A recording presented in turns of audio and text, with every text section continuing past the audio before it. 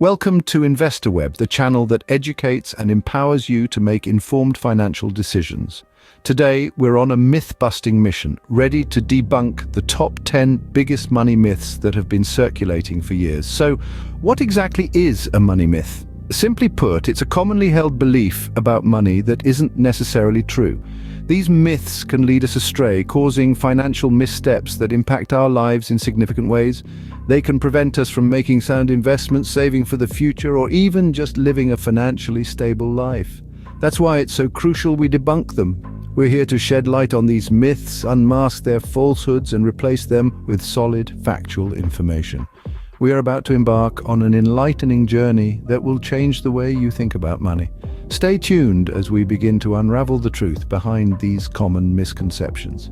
First on our list is the age-old adage, more money means more happiness. But is this really true? Let's delve into it.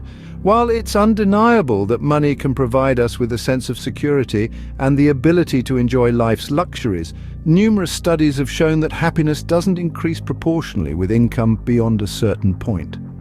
One pivotal study published by Princeton University concluded that emotional well-being rises with income, but only up to about $75,000 per year. Beyond that, additional income does little to boost happiness levels. Why is this so? The reason is simple.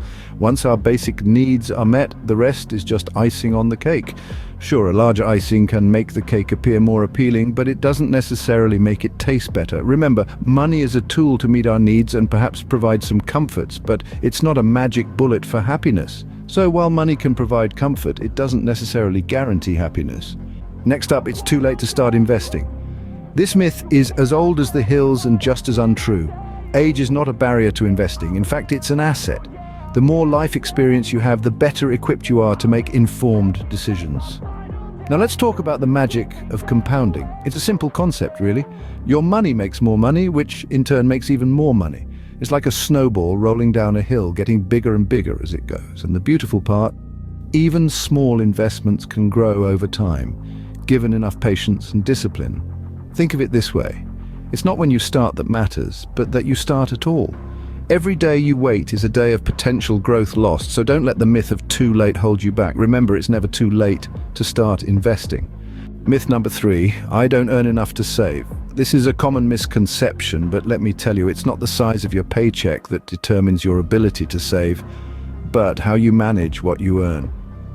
Imagine a leaky bucket. No matter how much water you pour in, if there are holes, it will drain out. The same is true for your finances. If you have a high income, but you're constantly spending on unnecessary things, you'll find it hard to save. On the other hand, even with a modest income, if you're careful with your spending and live within your means, you'll be surprised how much you can set aside. This is where budgeting comes into play. It helps you to identify your needs from your wants, allowing you to control your cash flow effectively. Remember, it's not about how much you earn, but how much you save and invest. No matter how much you earn, there's always room to save. Myths 4 and 5, investing is like gambling, and you need a lot of money to invest. Let's delve into these misconceptions. First, the belief that investing is akin to gambling. This is a myth because gambling is based on pure chance, while investing is about making informed decisions. When you invest, you're buying a piece of a company or a commodity with the expectation that its value will increase over time. You're not just throwing your money into a slot machine and hoping for the best. Investing involves research, analysis, and strategic decision-making. It's about understanding market trends, company performance, and economic indicators. It's about diversification, spreading your investments across different types of assets to manage risk. In contrast, gambling is about betting on uncertain outcomes with no control over the result. Now let's tackle the second myth, that you need a lot of money to invest. This is simply not true. Thanks to technological advancements and financial innovations, there are plenty of low-entry investment options available today. You don't need thousands of pounds to start investing. Consider robo-advisors, for instance. These automated investment platforms use algorithms to create and manage a diversified portfolio for you, often with a very low minimum investment requirement. There are also micro-investing apps that allow you to invest your spare change. Then there are exchange-traded funds, or ETFs, which offer diversification and are typically more affordable than individual stocks. Investing is not reserved for the wealthy. It's a financial strategy that's accessible to everyone, and starting small is better than not starting at all. Remember, the power of compounding means that even small amounts can grow significantly over time. So let's debunk these myths once and for all. Investing is not gambling, it's a calculated and informed approach to growing your wealth. And no, you don't need a fortune to start investing. There are numerous affordable investment options out there ready for you to explore. Investing is not gambling, and anyone can start investing, no matter the size of their wallet. Rolling on to myths 6 and 7, debt is always bad and you should always buy instead of rent. Let's tackle these financial misconceptions head on, shall we? Starting with the myth that all debt is bad. Now, it's true that excessive debt can lead to financial hardship, but not all debt is created equal. There's what we call good debt and bad debt. Bad debt is generally associated with purchases that quickly lose their value and do not generate long-term income. Think credit card debt from that flashy gadget you just had to have but didn't really need. On the other hand, good debt is an investment that will grow in value or generate long-term income. For instance, a student loan is often considered good debt because it's an investment in your future earning potential. Similarly, a mortgage can be good debt because it's tied to an asset that typically appreciates over time. So remember, not all debt is a villain. It's all about managing it wisely. Now on to myth 7, you should always buy instead of rent. This might have been the prevailing wisdom a generation ago, but times have changed. Whether it's better to buy or rent depends on many factors, including your financial situation, housing market conditions, and lifestyle preferences. Buying a home can be a great investment if you're ready to commit long-term and the market is favorable. But it also comes with costs like property taxes, maintenance, and insurance.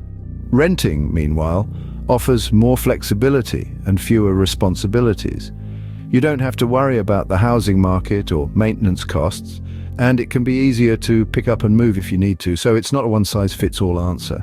It's about what works best for your individual circumstances. So, don't let these myths guide your financial decisions. Instead, understand the nuances and make informed choices. Remember, debt isn't always a villain, and buying isn't always better than renting. Finally, myths 8, 9, and 10. I don't need a budget. I will start saving for retirement later. And I don't need insurance. These are some of the most common misconceptions that have misled countless individuals and families into financial instability. First up, I don't need a budget. This is a myth that can lead to overspending and financial disarray. Without a budget, you're like a ship sailing without a compass. A budget is not a restriction on your spending. It's a tool that helps you understand where your money is going so you can make informed decisions. It's about making sure your money is working for you and not the other way around. Next, I will start saving for retirement later. Procrastination is the thief of time, and in this case, money. The sooner you start saving for retirement, the more time your money has to grow. Compound interest is an investor's best friend. The longer you wait, the more you'll need to save each month to reach your retirement goals. Starting early gives you the advantage of time and the magic of compounding returns. Lastly, I don't need insurance. This is a high-risk myth. Insurance is like a safety net. It's there to catch you when life throws you a curveball. You might be thinking, I'm healthy, I'm careful, nothing's gonna happen to me. But life is unpredictable. And that's exactly why insurance exists. It's not about expecting the worst, but about being financially prepared for it. From health to home to car insurance, these are not unnecessary expenses, but investments in your peace of mind. So there you have it. Budgeting is crucial, retirement savings should start early, and insurance is a safety net you don't want to ignore. Understand these truths, and you're well on your way to debunking the myths that can stand in your way to financial stability and success. And there we have it, the top 10 money myths debunked. We've journeyed through the common misconceptions, from the illusion that more money equals more happiness, to the dangerous belief that it's too late to start investing, or that you don't earn enough to save. We've revealed the truth behind the myths that investing is akin to gambling, that you need a ton of money to invest, or that debt is always a villain. We've also lifted the veil on the myths that buying always trumps renting, that budgeting is unnecessary, and that putting off saving for retirement or dismissing insurance are wise decisions. But remember, debunking these myths is just the beginning. Financial literacy is a continuous journey, and it's crucial for making informed decisions about your money. Remember, knowledge is power, especially when it comes to your finances. Don't forget to subscribe to Investor Web for more financial insights. Until next time, invest wisely.